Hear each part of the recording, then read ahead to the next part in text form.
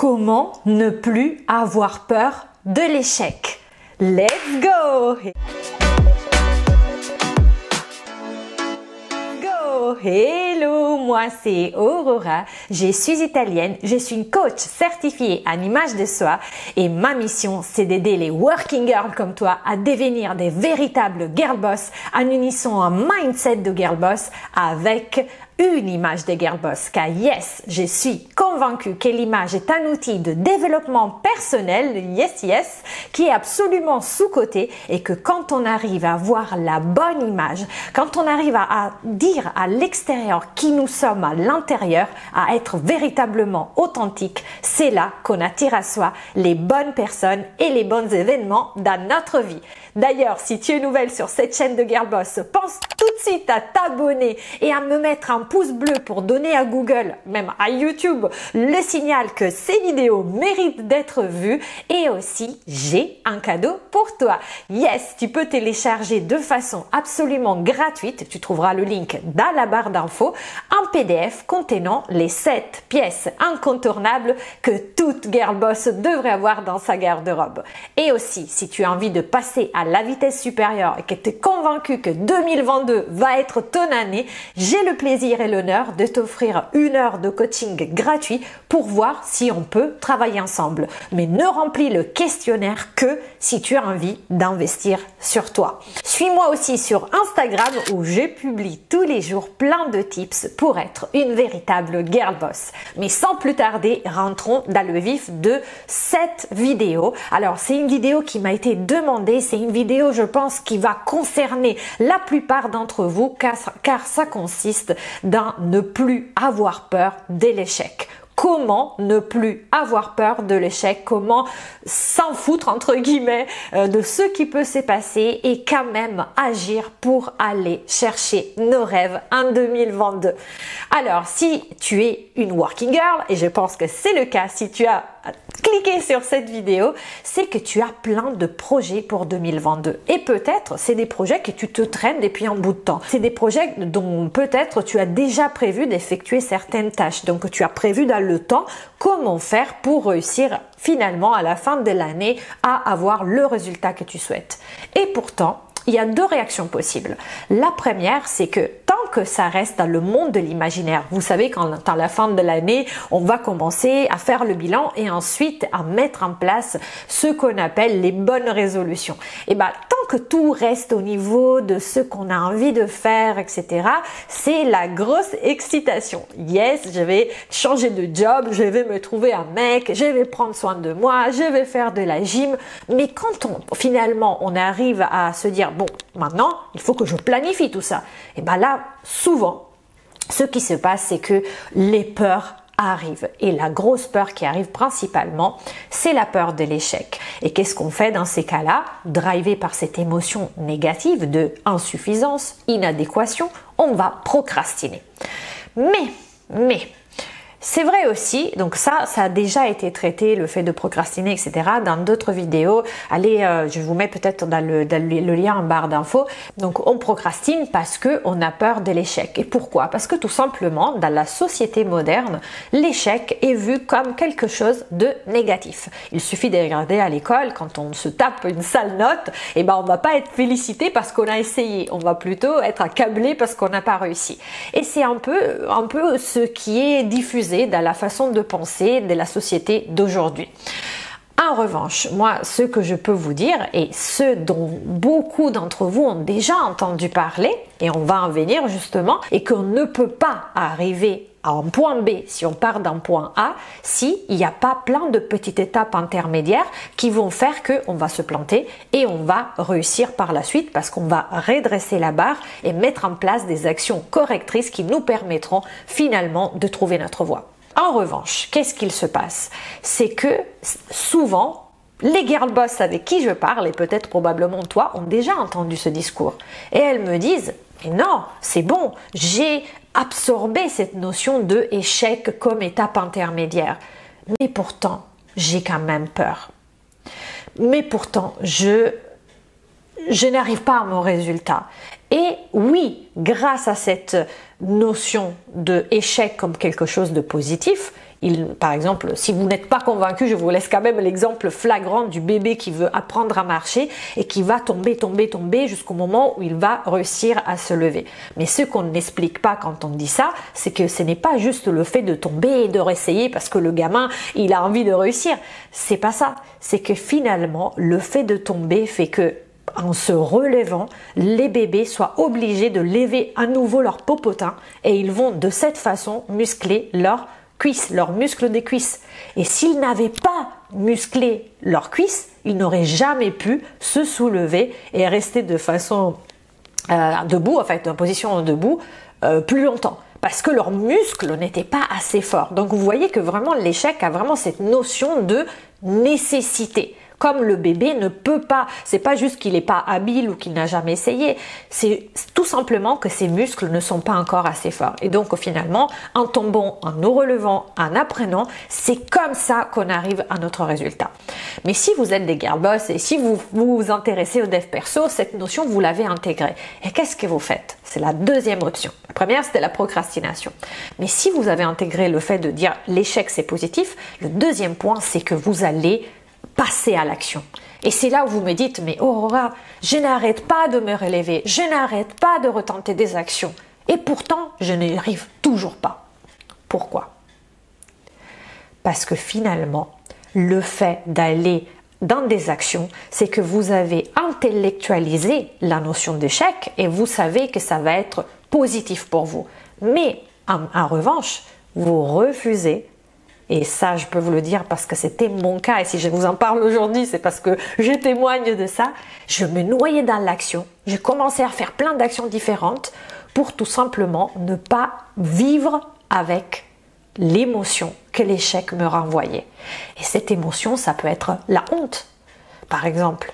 Ça peut être le stress de m'être trompé encore une fois. Ça peut être l'humiliation aussi de se dire punaise, ça fait 3 fois que je le fais.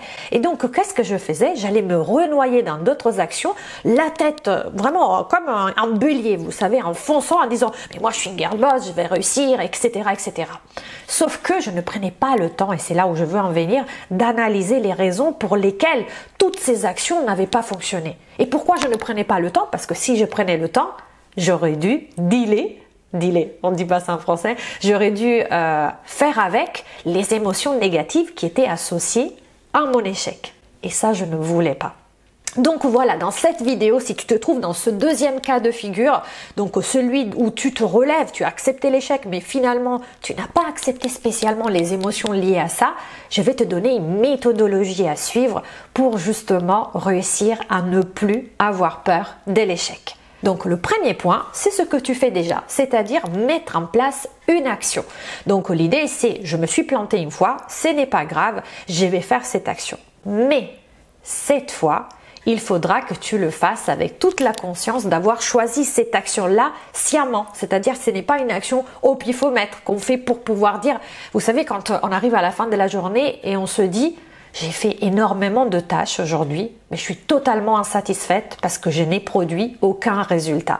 Et bien là, l'idée, c'est de se fixer déjà dans son planning une tâche que tu vas faire, même une petite tâche, parce que l'idée, c'est de décortiquer ton objectif pour que tous les jours tu puisses faire un petit pas. Mais même ce petit pas-là, de se dire je le fais en toute conscience et surtout à la fin de la journée, je vais produire un résultat. Ça déjà, ça va changer beaucoup de choses. Tu veux écrire un bouquin, tu vas pas dire je vais écrire pendant 2 heures, tu vas écrire sur ton planning, je vais écrire le premier chapitre. Ou je vais écrire 20 pages. Tu vois, de cette façon, tu vas déjà donner un sens à l'accomplissement de ta tâche. Le deuxième point, c'est que avant de passer à l'action, donc là c'est tu décides l'action, avant de passer à l'action, tu vas te mettre en place un plan d'action pour contrer les obstacles. Alors tu vas me dire c'est quoi cette histoire? Si je reprends l'idée de je veux écrire un bouquin, tu sais que le lendemain, même si aujourd'hui tu as programmé dans ton planning que le lendemain tu vas écrire un chapitre, tu sais que demain quand tu vas te réveiller, il y aura énormément de chances qu'en te levant, ton cerveau te dise Ah, mais ça serait bien de faire de la gym quand même, tu voulais aussi être en forme. Ah, mais ça serait bien que tu ailles faire les courses quand même parce que tu n'as plus rien dans le frigo.